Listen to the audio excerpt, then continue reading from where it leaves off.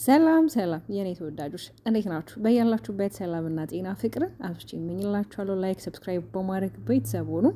ተመልሼ መጥቻለሁ። እንግዲህ አብርሃም ዛሬም ይሄ እንዴት ነው መጓተቱን አልተውም እና ሩታ ደግሞ ይሄን ነገር አልፈለገችውም። ይሄ ሁሌ መጎንተል የሆነ መጎተት። በነገራችሁ ላይ ሩታን እኮ በጣም ነው የሚወዳት ታውቃላችሁ አይደለ?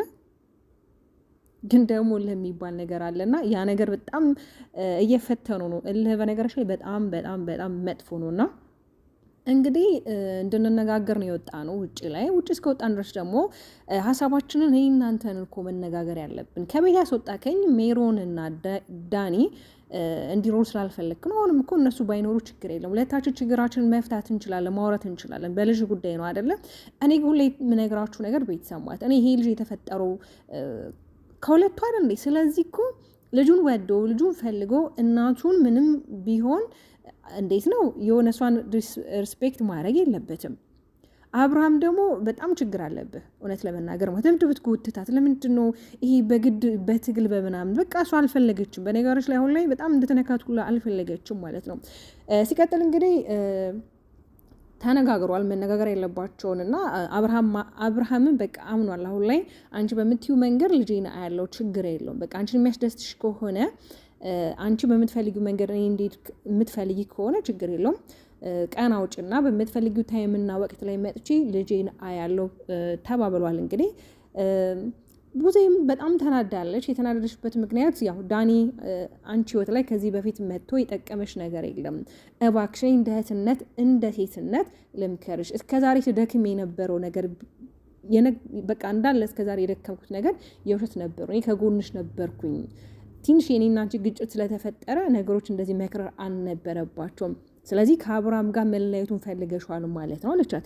እንዴ ሲጀመር እኮ እሱን አልፈልግም ያለው እንጂ እሱ አይደለችም። ሩታ እኮ አልፈልግም አላለችም ማለት እሱን አልፈልግሽም ያለው አይደል እንዴ? ቤተሰብ እውነት በጣም ግራ የሚያጋባ ነገር ነው። ያው ትንሽ ዴቭ ነገሮች ለማስተካከል ወይም ደግሞ የሚናገርባቸው ይሄ ማለት ማስተዋልን የሞላው ንግግር ነው የሚናገሩት። ትናንት ላም እንደሰማችሁት እኔ በቃ ሁለታችሁን የተውኳችሁ ራሳችሁ ችግራችሁ መፍታት ካልቻላችሁ ሁለታችሁም ተለያይታችሁ ልጃችሁን በጋራ ማሳደግ ትችላላችሁ።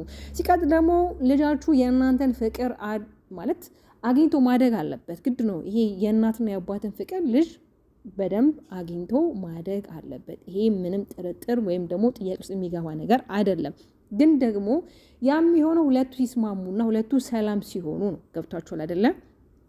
ሩታም አንድ ነገር ብላይ ዛሬ ችግር የለውም ለልጁ ማን እንደሚጠቅመውና እንደሚጎደው ሲያድግ ያውቃል። ወይም ደግሞ ማለሱ ዋጋ እንደከፈለ ማለሱ መስዋዕትነትን እንደከፈለና እንደታገለ ልጁ ራሱ ሲያድግ ከግንዛቤ ውስጥ ራሱ ያስገባዋል። እኔ ለልጄ ማን ሴት አይደለም፣ እግዚአብሔር ደግሞ አምኖብኝና ፈቅዶ ነው ልጄን የሰጠኝና ስለዚህ በልጁ ጉዳይ ብዙም ነገር ግራ ይግባችሁ፣ አትጨናነቁ። እናንተም በምትፈልጉ ሰዓት መታችሁ ማየት ትችላላችሁ።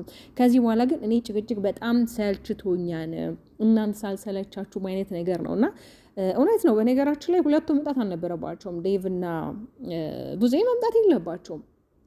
መምጣት የለባቸው ስላችሁ ሩታን እኮ ቢጠራትና ቢያናግራት በሰላማዊ መንገድ ያናግራት ነበር። ግን እልህ ስለተጋቡ ነው።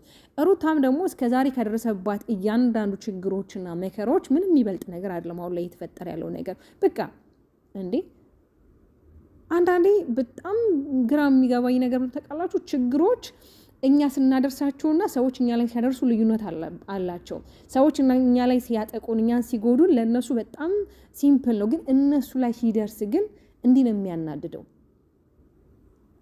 እሱም እኮ የራሱን ህይወት እኮ ጀምሯል አይደለ? ኦልሬዲ የራሱን ላይፍ እየኖረ ነው። መቼስ ድራማ ነው፣ የተለያዩ ነገሮችን ሀሳብ አስተያየት እንሰጣለን። በቃ የራሱን ላይፍ እየኖረ ነው። በቃ እኛ የምናየውን ነገር የምንፈርደው ማናየውን ነገር አንፈርድም።